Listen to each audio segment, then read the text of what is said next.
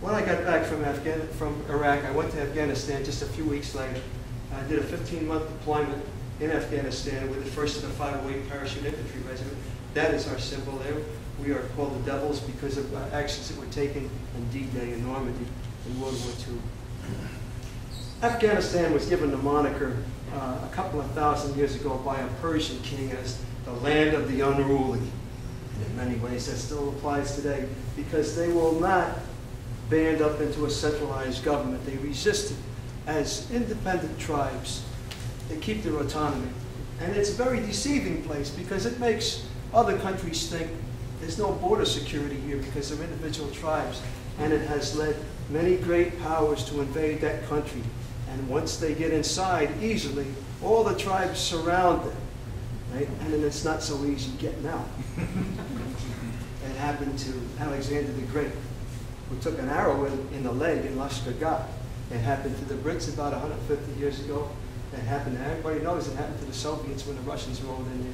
And there's only one country in the history of the world that has gone into Afghanistan and not had all the tribes unite against them and defeat them. And that's the United States. We've been in there for 8 years. And the people that we're fighting are mostly from places like Pakistan, Chechnya, Uzbeks, right? They're mostly not native Afghan people. Never happened before in the history of the world. Why is that? The Taliban, usually, that we killed when we invaded different places in Afghanistan for 15 months, almost to a man had Pakistan ID cards. When we went into these towns, this was Sangin. You can see one of my soldiers throwing a hand grenade. There it is in midair. A guy firing a 60mm mortar. Here's my soldiers stacked up against the outside of a building. There's Taliban inside that building. Right? Here's an RPG rocket-propelled grenade exploded by one of my soldiers. Look at the kid's face. Right? It's a challenge for them, but they do it very remarkably. They do it quite well. Right? When we got in there and did our combat operations, the Taliban would only stand and fight against us a few days because the United States is a great power. Next slide, please.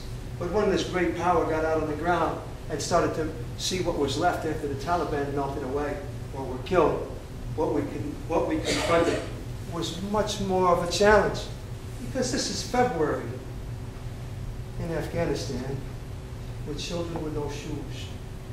I'm sure those rubber booties didn't do very much for his feet.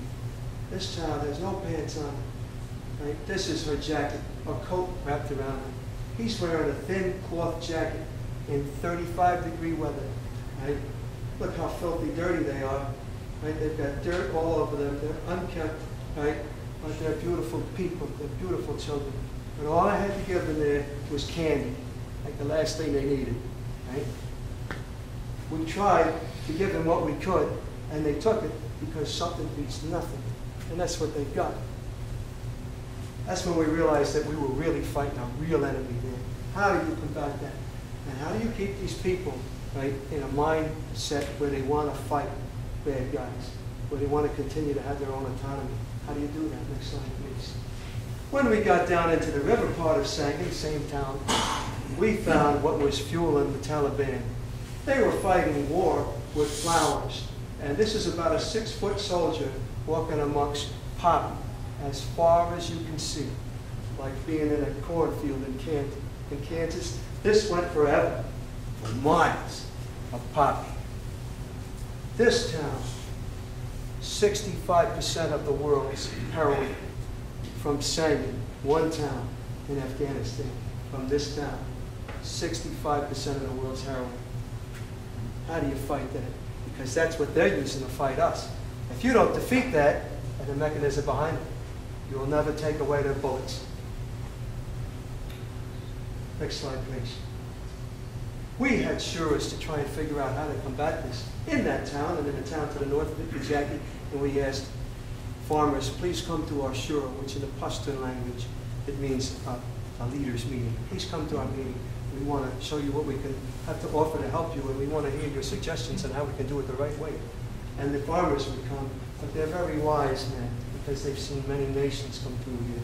And they come as single men, older men usually, the younger men don't come. And they listen with a sense of ambiguity, like, well, maybe I'll support you and maybe I won't. And there's a reason for that, because everybody can come to the shore, and it includes anybody in the area.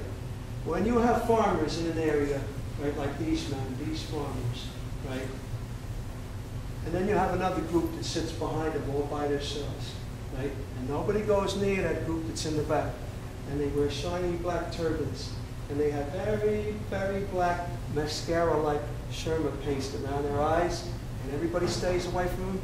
That's the Taliban, who are unarmed and are in the middle of our shores and watch everything that everybody says. So they know what to do and who to do it to when we leave. This man in the middle of this man brought his son. He brought his son as a statement that he was raising his family to support a centralized government in Afghanistan. You don't see anybody else there with kids. That's a very dangerous thing to do in Afghanistan. He took that stand and he knew what he was doing when he brought his boy there, but he made a statement in front of everybody, in front of these guys. When I was talking to the people there, I asked them, you are very proud people. You have a history unlike anybody else in the world. And yet, you are almost as if stooges for the Taliban, growing their poppy, growing their drugs, and having it infiltrate your family. How much longer are you going to do this? They're proud people, and they didn't want to hear it. But I asked a direct question, and true to their Pashtunwali code, the farmer said to me in a direct answer, he said, I was a refugee in Iran when you invaded my country, and I came back a few years later. While I was in Iran, I learned how to grow saffron. If you got me some saffron, I would grow that instead of poppy. Being the astute New Yorker that I am, I said, what's saffron? He said, saffron is the world's most expensive spice by weight. It's the only cash crop that you can grow in Afghanistan that's equal to growing that much poppy. And it's the only crop a farmer can grow that puts all the money in the farmer's pocket. Because the Taliban, they plant the poppy in the farmer's land.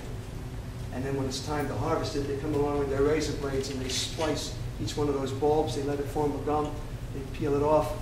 Right? They have somebody pulling security on the rest of their weapons while they're harvesting. And when they're done harvesting all of this, they boil it up in the gum, they make their heroin, and they move on. Right? And they give anything that they might feel like to the farmer, if they feel like giving anything. But what they really give him is his life. They didn't kill him.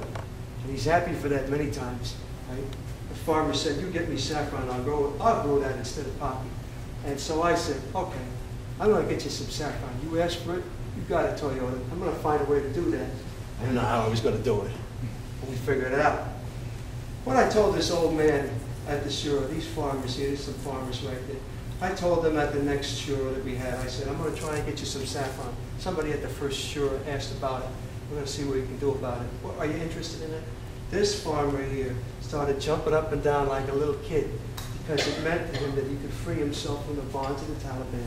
And it's the only way that he knew of. It was something they had all been thinking about, and somebody had the nerve to ask for it. Despite the threat of the Taliban, they asked for the saffron. The fact that they would do that, have the guts to make that request, we were going to make it happen somehow. But heck, all I had right then was candy, and that wasn't enough for the little kids. Next slide, please. This guy, who you saw seated with that farm, this is the guy we got to get it right for. If we get it right, he's the future of a good Afghanistan. If we get it wrong, he'll die. We have to get it right because these people who are of high character are the best allies we could ever have. Next slide, please. So by mistake, by accident, I found out about Spirit of America. I sent them an email and asked them. I told them what we were trying to do. Could you please help us out? We're trying to do something for these farmers who don't have anything at all. Right? Judith Campbell said it best, right? Take good notes when your heart speaks. And that's exactly what they did. Next slide, please. They sent us clothes. But they didn't just send regular clothes, Western clothes, that a kid would put on and everybody know he got them from America. They gave him clothes that were made in Central Asia and sent them to us, right? Tons of them, so that I could take a kid who never had a fresh set of clothes before and put them on him, and he looked just like he walked out of the bazaar with those clothes, and they were from you. They were from the spirit of America. Who did that?